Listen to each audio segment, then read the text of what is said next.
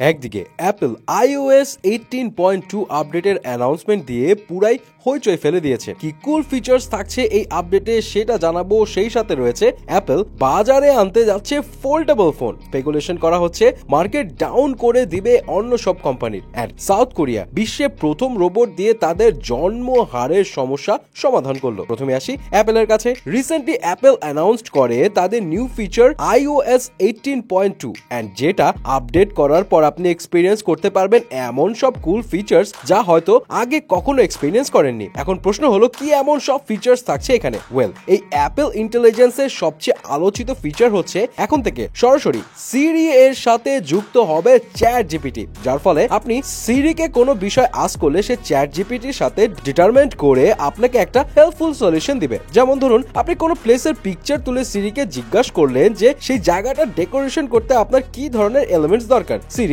তখন চ্যাট জিপিটির মাধ্যমে আপনাকে বেস্ট কিছু আইডিয়া শেয়ার করবে। কি কুল না? শুধু তাই নয়, আরো থাকছে ভিজুয়াল ইন্টেলিজেন্স, যার মাধ্যমে আপনি কোনো অ্যাড্রেস, নাম্বার, ফটো, প্লেস থেকে রিয়েল টাইম ইনফরমেশন পাবেন। সেটা কেমন? ধরুন আপনি কোনো জিনিসের ছবি তুললেন এন্ড সাথে সাথে সেই জিনিসের কত দাম, মডেল কি কি সুযোগ সুবিধা থাকবে সবই শো করবে। এছাড়া আপনি নিজের বা অন্য কারোর ইমোজি কাস্টমাইজ করে বানাতে পারবেন, যাকে বলা হচ্ছে জেনমোজি। থাকছে ইমেজ প্লেগ্রাউন্ড ফিচার, যার মাধ্যমে আপনি অ্যানিমেশন, স্কেচ এন্ড ইলাস্ট্রেশন তিনটা ওয়েতে নিজের ক্রিয়েটিভিটি ইউজ করে ইমেজ জেনারেট করতে পারবেন। সোজা কথা, আপনাকে এমন প্রো লেভেলের ইমেজ জেনারেশন করতে কোনো গ্রাফিক ডিজাইনের স্কিল না থাকলেও চলবে। এখানে প্রাইভেসি নিয়ে একটা ইন্টারেস্টিং আপডেট রয়েছে। এই আপডেটের ফলে আপনি কোনো স্পেসিফিক অ্যাপ ফেস আইডি বা টাচ দিয়ে লক করে রাখতে পারবেন। এখন প্রশ্ন হলো কবে থেকে এই আপডেট চালু হবে আর কারা ইউজ করতে পারবে। মিডিয়া রিপোর্টস থেকে জানা যায় ডিসেম্বরের 10 তারিখে লঞ্চ হবে এন্ড এই আপডেট আইফোন এক্স থেকে অ্যাভেলেবেল হলেও আইফোন 15 প্রো এর আগের সেটগুলোতে ভিজুয়াল ইন্টেলিজেন্সের ফিচারগুলো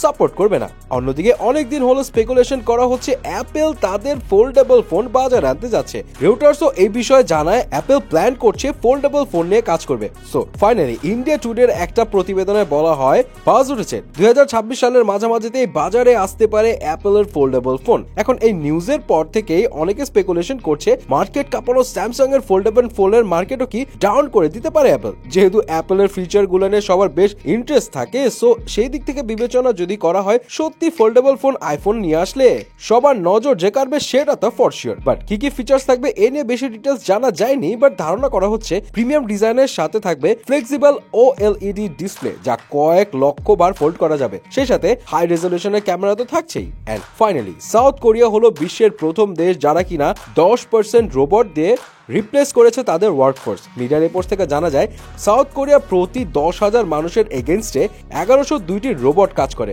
এখন আপনার মনে হতেই পারে তাহলে বোধহয় সেখানকার মানুষরা খুব দুশ্চিন্তায় আছে তাদের জব নিয়ে, বাট আসলে ব্যাপারটা এমন না, বরং উল্টো। যেহেতু সাউথ কোরিয়াতে জন্মহার কম এন্ড বয়স্ক মানুষের সংখ্যা বেশি, তো সেই ব্যাপার মাথায় রেখেই এখানে এখন রোবট দিয়ে কাজ করানো হচ্ছে, যাতে দেশের ইকোনমি ঠিক থাকে এন্ড বিভিন্ন রকম সোশ্যাল চ্যালেঞ্জেস গুলোকে মোকাবেলা করা যায়। ইনফ্যাক্ট সাউথ কোরিয়াতে 2030 সালের মধ্যে $2.4 বিলিয়ন, মানে প্রায় 2,87,000 কোটি টাকা বিনিয়োগ করার পরিকল্পনা করছে। সো ভিউয়ার্স, এগুলো নিয়ে আপনার কি মতামত জানাতে ভুলবেন না কিন্তু।